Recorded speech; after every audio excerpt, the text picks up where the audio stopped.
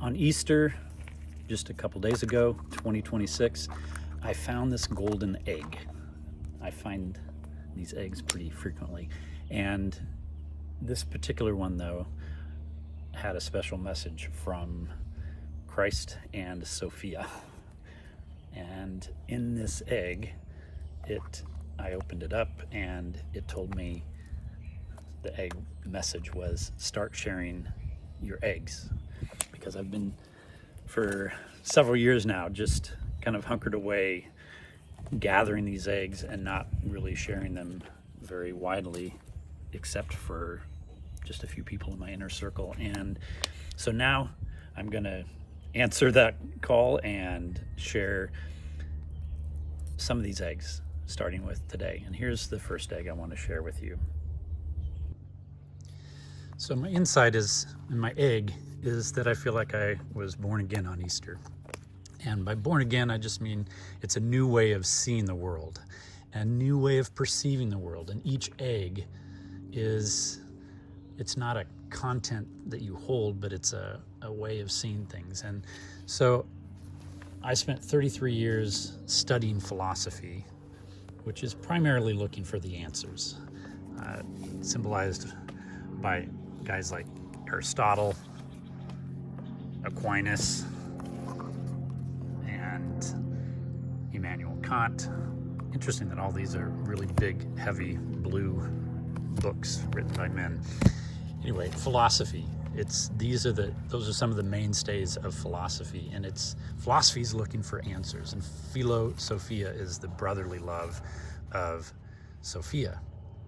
And that took me up till about 8 years ago when I shifted from being a philosophy professor and professional philosopher to leaving the academy, leaving the whole academic life and becoming a fool-osopher. And I focused more on just what do I learn now? What can I learn now? And traveled around the world and around the cosmos looking for how do other people ask questions. And it was largely inspired by, and this is a great example of the Fool-osopher's Quest, this book by Erasmus called The Praise of Folly, and there's the wandering fool, and here's a picture of the folly, and the book is Folly talking about how great she is and how she's more popular than wisdom. And so it's interesting.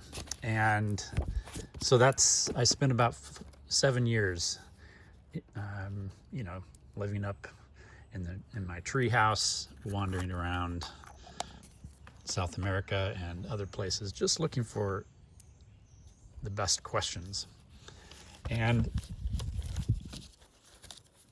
as of, the last few months, kind of giving birth to that, hatching it yesterday, I would say the new egg is this EROS-SOPHY egg. And it's a new lens, and it's the Eros love, the desire love, or even Eros as the character that emerges out of the first cosmic egg, sometimes known as Dionysus, or I would even say Christ is that Eros, is that desire, the Eros, that driving Shiva energy that dances with the Sophia or Shakti energy. And so EROS-SOPHY is not just this platonic brotherly love, but it comes from desire. And it includes other types of love, but it begins with desire and ends in wisdom. And you could even say this is the Alpha and Omega, right? The Alpha and the Omega that Christ famously talked about. But it was a weaving together, a dancing of the yin and the yang, the beginning and the end, the initiating force, activating force, and the guiding force. And so this is where I'm beginning here. And so what I'm going to share is how the answers relate to the questions. And a great way to look at this is through the eyes of Douglas Adams' The Hitchhiker's Guide to the Galaxy and The Restaurant at the End of the Universe. And I'll just read from the beginning of this one because it summarizes really well this beautiful thought experiment. And this is the sequel to The Hitchhiker's Guide. And The Hitchhiker's Guide was focused on finding the ultimate answer to life, the universe, and everything. So let me just read to you. So a race of hyper-intelligent pan-dimensional beings once built themselves a gigantic supercomputer called Deep Thought to calculate once and for all the ultimate answer to the question of life, the universe, and everything. And for 7.5 million years, Deep Thought computed and calculated, and in the end announced that the answer was in fact 42. And another even bigger computer had to be built to find out what the actual question was. So this computer, which was called the Earth, okay, the Earth is a computer, and this computer is so large that it was frequently mistaken for a planet, especially by the strange ape-like beings, humans, who roamed around its surface, totally unaware that they were simply part of a gigantic computer program, aka simulation or simulator. And this is very odd because without that fairly simple and obvious piece of knowledge, nothing that ever happened on the Earth could possibly make the slightest bit of sense. Sadly, however, just before the critical moment of readout, giving the readout of what the ultimate question is after 10 million years, the Earth was unexpectedly demolished by Vogons to make way, so they claimed, for a new hyperspace bypass. And so all hope of discovering a meaning for life was lost forever, or so it would seem. 2 of these strange ape-like creatures survived, Arthur Dent and Tricia McMillan, or Trillian, and we'll go into that in a moment. But just to summarize, they first were looking for the ultimate answer. So these hyper-intelligent pan-dimensional creatures came up with this computer called Deep Thought, and it spent 7.5 million years and came up with the answer, the ultimate answer to life, the universe, and everything is 42. And the computer did say, well, you may have wanted to focus on what the right question was. So they built an even bigger computer to figure out what the ultimate question was. And that computer was called Earth. And it's running this program for 10 million years to figure out what is the ultimate question. Now, the Earth got destroyed just 5 minutes before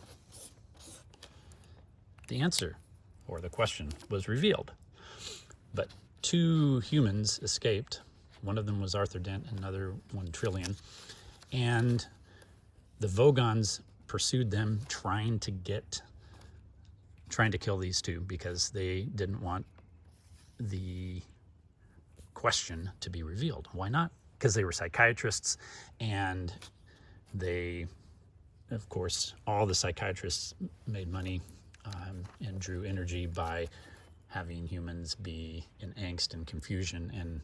And if they knew the question and the answer, then they would no longer be in suffering, and there would be no need for psychiatrists or psychologists. And so they were seeking to eliminate the Earth. They did, and they were seeking to eliminate Arthur Dent. But Arthur Dent, he was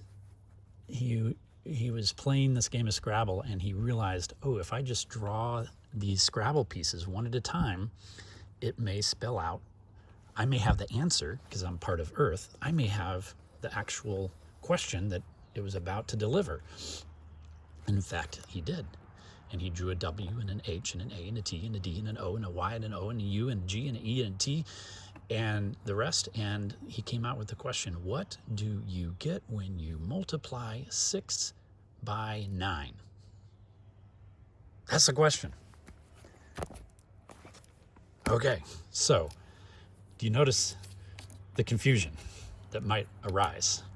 Because 6 times 9 is 54, right? But if this is the question and that's the answer, then it doesn't even match up. So what's going on here? So here's the thing. 6 times 9 equals 54, but only in base 10. 6 times 9 in base 13 does equal 42. So, what if this is just a Easter egg for us to solve our current problem, which is 6 times 9 in base 10 equals 54, and we know the answer is 42, and the question is 6 times 9. The combination of those two is meant to tell us what we really need is not a new question or a new answer. What we need is a question that fits the answer. And so we need a new way of thinking, a base 13 way of thinking. And if we look at the Kabbalah and the tree of life, we realize that it actually has, it used to have and does have 12 nodes, not 10. And 2 were removed about 3,500 years ago to unplug us from source. Okay, so what if we need to go back to this 12 node tree of life, which gives us base 13, because you have 0, 1, 2, 3, 4, 5, 6, 7, 8, 9, 10, 11, 12. So base 13 includes the 0. So we have a 12 node tree of life plus the 0. And what's the 0? The 0 is you can only reach a certain level of complexity, like Robert Edward Grant talks about with his newly downloaded geometry, that everything expands in 12 different levels, 12 different recursions, until it collapses back down. It doesn't have infinite numbers of recursions and complexity. Each recursion can only reach that certain level, and then it goes back to 0, which is the 13th, which is the scary, unlucky number 13, which is the number that allows us to actually tap into infinite energy. And the base 10 keeps us in a DC battery loop where it's a closed system, where in base 13 it allows us to be connected to source and have AC DC energy, which is 0 point energy. And what we need, therefore, is to move from base 10 to base 13, and we need a new operating system. We've been in these different operating systems, and the operating system is the question. Every question presupposes a thesis and an assumption, and 1.0 leads to certain answers. 2.0 leads to certain other answers. 3.0, and notice each of the O's is an egg. 3.0 leads us to another set. 4.0 to another set. Well, we're now 4.9999999, and trying to increase the complexity to keep us on this level, to keep us from going to this new 5.0, the new operating system. It's a new way of asking questions, and we need to ask questions that cannot be answered on this level. Einstein says we can't solve the problems on the level that it was created. So this is our new way of thinking. Our new way of thinking is going to be EROS-SOPHY. It's not going to be just about answers. It's not going to be just about questions. That questions and answers were split. Beauty and truth was split by Aristotle and company. And we've been sort of going down a trick question for the last 2,500 years of which is the one answer that's always right, which is the one question which is always fitting to ask. The real thing is the proportionality between the Eros and Sophia, between Alpha and Omega. There's no one answer that's always right, and there's no one question that's always the right question. But I invite you to join me in unpacking this new egg and finding this new way of understanding and moving forward, because it's not going to be centralized. It's not going to be one answer. It's not going to be one person or one group or one God who is saying what everyone else needs to think and controlling and trying to synchronize. But we're going to have order in a whole new way, and it's going to be really beautiful. So I invite you to join me, and I've got some more information if you'd like to jump in on this adventure.